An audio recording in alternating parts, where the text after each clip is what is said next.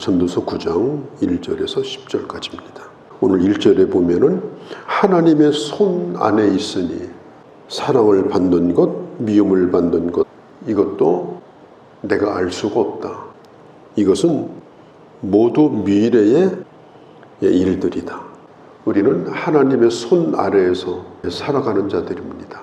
중요한 것은 뭐냐? 하나님의 손 안에서 지금 살아가는 거예요. 내가 지금 하나님의 손 안에서 벗어나면 내 미래는 하나님이 없는 인생이 됩니다. 내가 오늘 살고 있는 현재에 누가 나를 미워하든지 아니면 누가 나를 사랑하든지 그것보다 더 중요한 것이 뭐냐? 주님의 손 안에서 사는 것이다. 내 미래에 대한 가장 확실한 보장은 뭐냐? 주님에게 붙들려 있는 오늘이 확실한 보장입니다. 주님 손 안에서 사는 것입니다. 그렇게 살게 되면 우리 미래를 보장받을 수가 있어요. 오늘 성경 1절 끝에는 알지 못하는 것은 모두 그들의 미래의 일들이라. 알 수가 없어요. 미래의 일을 아시는 하나님, 우리의 동기를 살피시는 하나님, 그 하나님 앞에 기억된 바 되어지는, 그리고 오늘도 하나님의 손 아래서 살아가는 것, 이것이 참 중요하다.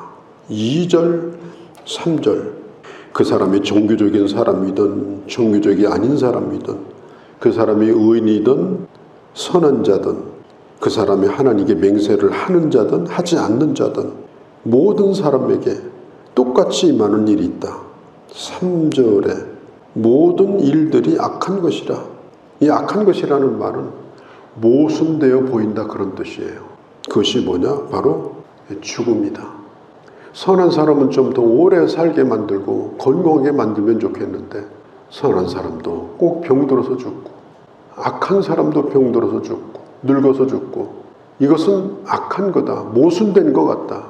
그러나 결론은 뭐냐? 다 죽는 것이다.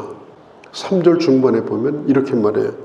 무언가에 미쳐서 살다가 여기 보니까 그들의 평생에 미친 마음을 품고 있다가, 사람은 일생도록 뭔가에 붙들려서 삽니다. 뭔가 집착하며 삽니다. 살아있을 동안은 그걸 놓지 못하고 그냥 미친 듯이 광기를 가지고 살아요. 그렇게 펄펄 뛰다가 그러던 사람도 죽으면 조용해집니다. 언제 그런 사람이 있었는가 싶습니다. 한 줌의 흙으로 돌아갑니다. 이건 바꿀 수 없는 겁니다. 이미 우리 속에 썩는 것이 있습니다. 그쪽으로 가는 겁니다. 더 좋아지다가 갑자기 죽는 것이 아니고 죽는 쪽으로 계속 가다가 종착지에 도달을 하는 것입니다. 이것은 악한 자나 선한 자나 똑같이 결정된 일이다. 4절 말씀은 산 자들 중에 들어있는 자에게는 누구나 소망이 있음은 산 개가 죽은 사자보다 낫기 때문이다.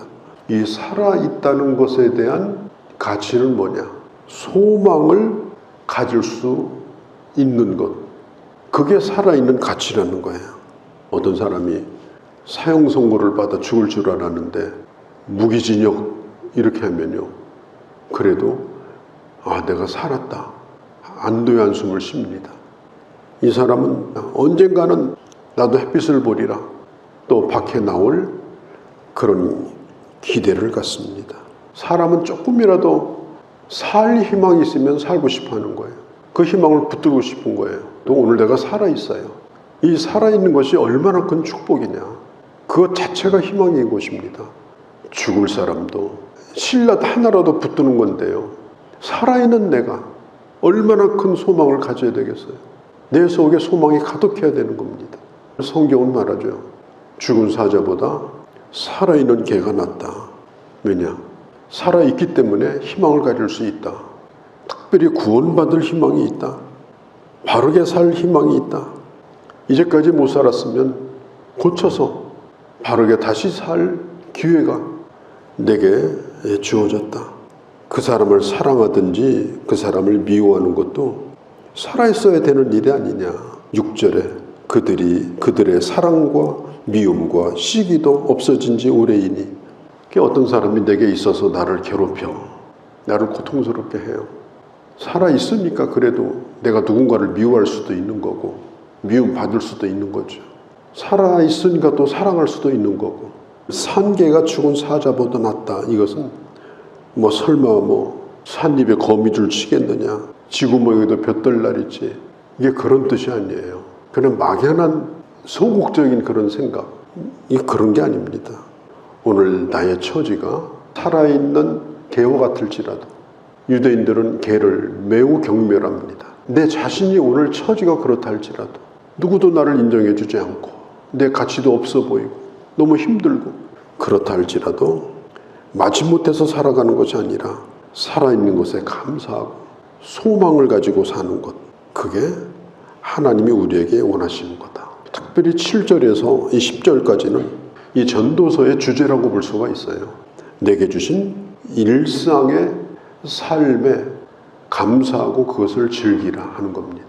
하나님이 내게 주신 하루하루는 우리 흔히 말하는 호스트, 하나님이 호스트가 돼서 우리를 게스트로 부르신 거예요.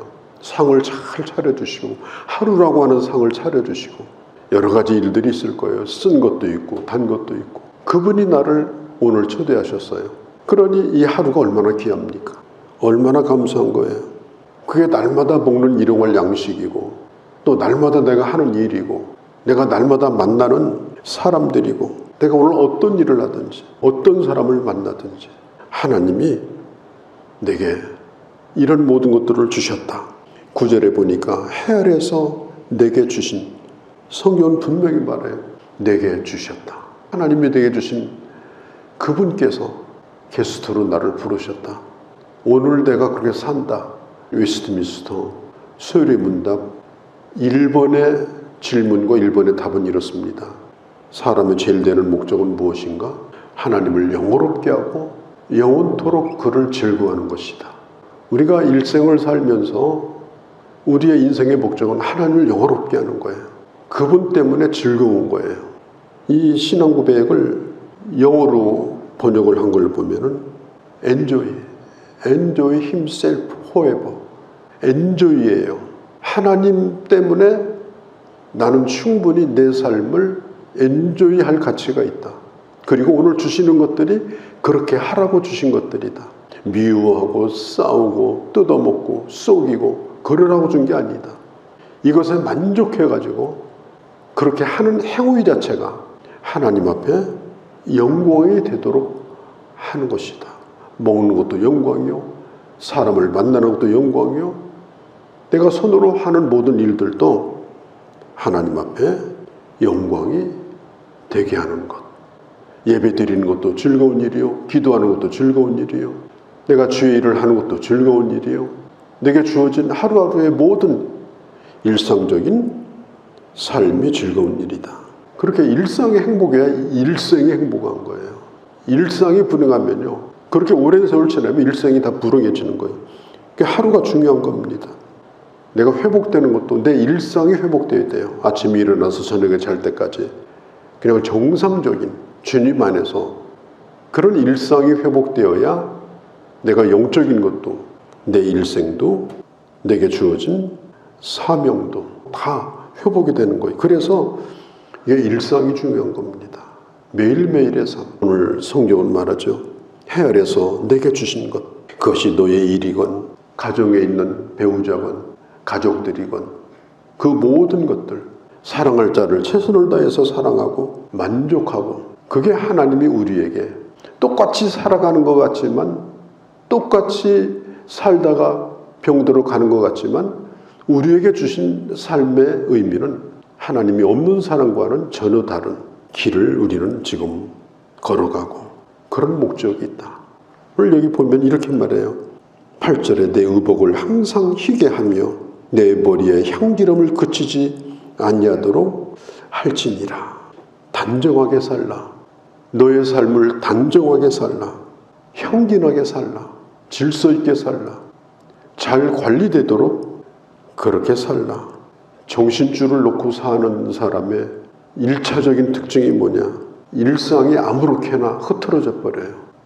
그래서 언제 먹었는지 언제 자는지도 몰라요. 단정하게 우리가 일상을 살아가는 것, 하루하루 내 스스로가 그렇게 사는 것, 이게 하나님이 가장 기뻐하는 거예요. 함께 즐거워할 자들과 즐거워하고 내게 주신 사람들로 만족해하고 사랑하고, 그게 어마어마한 것은 아니라더라도 그렇게 사는 것, 그게 하나님이 우리에게 이 세상에 남겨두신 이유입니다. 근데 그렇게 살기 위해서는 너무 짧은 인생이에요. 그런데 그 짧은 인생을 치고받고 싸우고 이렇게 하다가 간다면요, 잘 살았다고 말할 수는 없는 겁니다. 하나님이 주신 최선의 삶, 30년 동안 이제 목회 사역을 하다가 56세에 돌아가셨는데, 조지 휘필드입니다. 이분이 이런 얘기를 했어요. 내가 녹슬어서 없어지기보다는 나는 닳아서 없어지기를 원한다. 나는 닳아서 없어지는 망치가 될지언정 녹슬진 않겠다. 56세에 돌아가셨는데 대단히 탁월한 설교자입니다. 복음적 그런 설교자인데 그렇게 살다 가셨어요. 2013년도 6월 10일 날 한 분이 돌아가셨는데, 그게 영등포교회 방질 목사님이 그때 돌아가셨어요. 103세가 그때 됐었습니다. 참 돌아가실 때까지 아주 단정하게 그렇게 사시고, 또 말씀도 끝까지 전하시고, 그렇게 하다가 참 편안하게 돌아가셨는데, 그가 늘 하는 얘기가 이런 얘기입니다. 나는 내 인생을 녹슬어서 끝나지 않게 하겠다. 주를 위해서 다 닳아서 없어지기를 원한다. 그렇게 기도하고 살았으니까 그렇게 된 거잖아요. 한때 뭘 하는 것 같다가 나중에는 녹슬어가지고 다른 사람도 녹슬게 만들고 영 못 쓰게 돼가지고, 그것이 아니라 조금씩 닳아 없어져서 내 힘이 점점점 쇠하여지고 기력도 쇠하여지고 정신도 흐려질 때, 그때까지도 주를 위해서 닳아 없어지다가 그냥 사라지는 것이 아니라 주님 앞에 기억된 하나님의 사람으로 살다 가는 것, 그것만큼 복된 삶이 없어요. 대단한 업적을 이루는 게 결코 아닙니다. 목회자인 저도 어마어마한 교회 목회하다 가는 게 그게 목적이 아니고, 우리 성도들도 무슨 엄청난 업적을 남기는 게 아니에요. 내가 살아있는 순간까지 내 주어진 미래가 그렇게 끝까지 주를 즐거워하다가 하나님이 주신 것들로 끝까지 만족하다가 마지막 순간에도 감사하다가 우리 하나님 앞에 영광을 돌리며 가는 것, 그것이 우리의 소원이 되고, 또 그런 길로 우리 모두를 인도해 주시기를 바랍니다. 거룩하신 우리 아버지, 오늘도 저희들 주의 말씀을 들었습니다. 하나님의 손 안에서 살고 우리의 미래도 분명히 하나님의 손 안에 있음을 믿고, 아버지, 저희들 하루하루를 주 안에서 살아가게 하여 주옵소서.